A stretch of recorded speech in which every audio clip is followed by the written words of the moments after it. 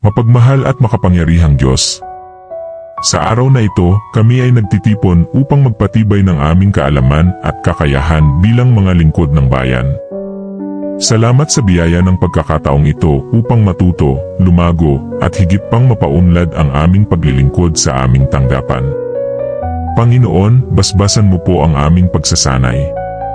Pagkalooban mo kami ng bukas na isipan upang maunawaan ang mga aral na aming matututuhan at pusong handang tumanggap ng bagong kaalaman.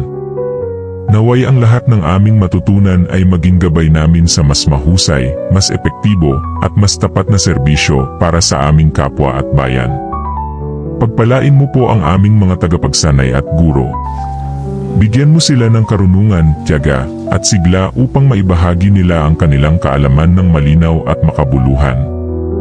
Ipagkaloob mo rin sa amin ang kasipagan at dedikasyon upang maisabuhay ang mga natutunan namin sa pagsasanay na ito.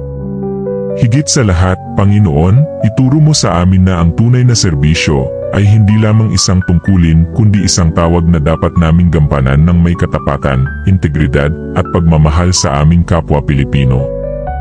Sa iyo namin itinataas ang lahat ng ito, sa ngalan ng iyong anak na si Hesukristo. Amen.